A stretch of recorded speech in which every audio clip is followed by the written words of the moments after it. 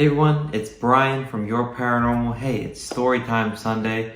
It's Sunday, and I'm here to talk to you. This is going to be a three-part mini-series of my experiences with my first private residence, which was CPR, or as that's what we call it, and it's the Cunningham Private Residence.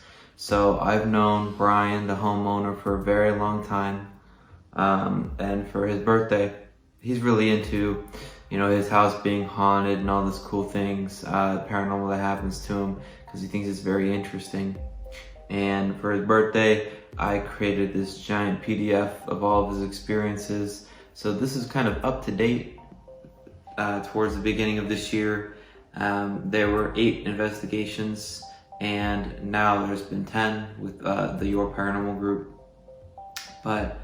So I really want to take this back because this goes prior to Your Paranormal. This goes prior to my years at my college group. And this actually takes me back to when I first met Brian and the time that we share with him at his parents' house. And really, when we would sleep over, all the crazy stuff that would happen. So this is part 1. This is what we call the preface. Brian and his family have always been haunted, and this is how it all began. So am I just gonna tell 4 stories here? Yeah, I think it's gonna be 4 stories. Okay. So this was before Brian got a house, and we at our hometown have a national night out, and Brian and his wife now, Becca, and his siblings were at the national night out, and it looks as if they were, going about the national night out. They serve hot dogs, hamburgers, and an assortment of drinks, and then they went to their house, and they walk in, and Brian, Becca, and the siblings all walk in, and then from upstairs, and there's no one at the house, there is a blood-curdling scream from upstairs, and they immediately ran out, and Brian would not set another foot back in the house until his parents got home. Actually, the siblings, went and slept there, and Brian was so shaken up, he actually stayed in the camper. Here's a good one. This is The Girl with No Eyes. And this was when Brian was coming downstairs and he saw his father watching TV, and they were chit-chatting, and Brian's dad looks in the corner of the dark lit room and says, his daughter's name, "What are you doing down here?" And Brian said, "What are you talking about? My sister's upstairs." And his dad said, "No, she's not. She's in that corner." And he looked, and in the corner, as his eyes adjusted to the darkness with the brightly lit TV, they could see a girl in the shadows with no eyes. And they immediately ran into the kitchen. And, obviously when they got back, it disappeared. Even his father said he saw it. And then when he saw the girl, more clearly, had no eyes. It was crazy. And Brian's dad really doesn't believe in this stuff, so it's kind of cool. The third of 4 stories here, there was a plate coming undone. So they had a really nice, I think it was like a Disney plate, but it was on a hook, like mantle area, where the plate would literally have to be lifted, peeled to the side and then dropped to shatter.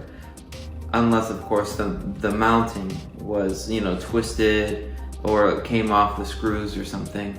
And that just wasn't the case.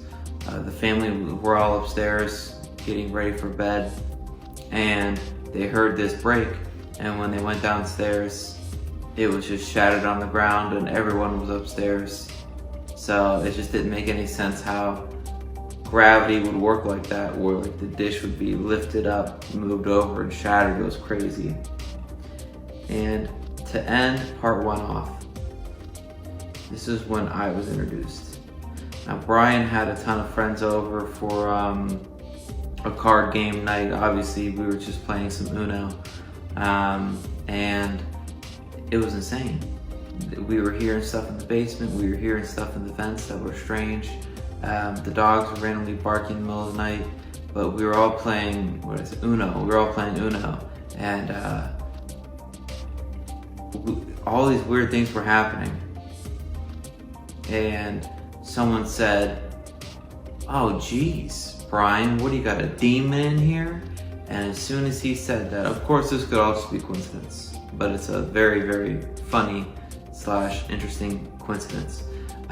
As soon as someone said the word demon, blood instantly started running down his nose. He's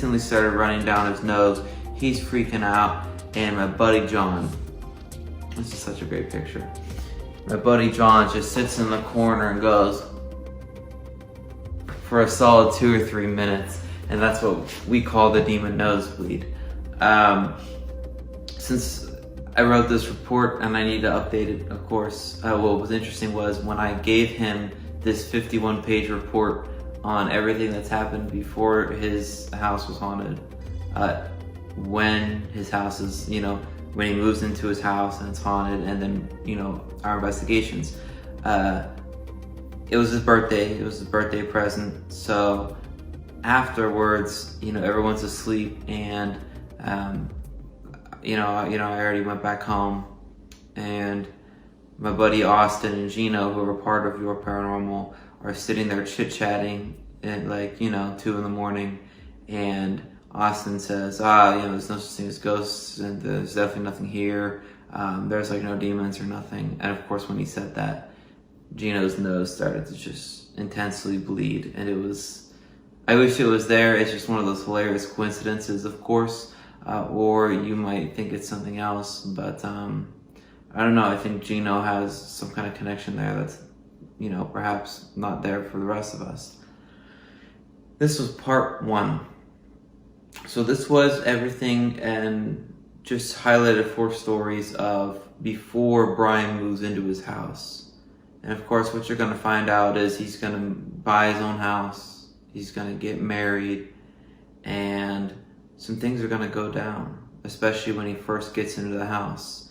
So I'd love it if you join us for the next Story Time Sunday.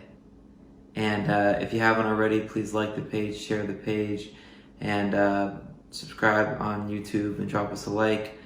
We always appreciate it. Thank you so much for all the support. We're over 2,000 likes on Facebook, and we appreciate everyone here. I hope you enjoyed this story.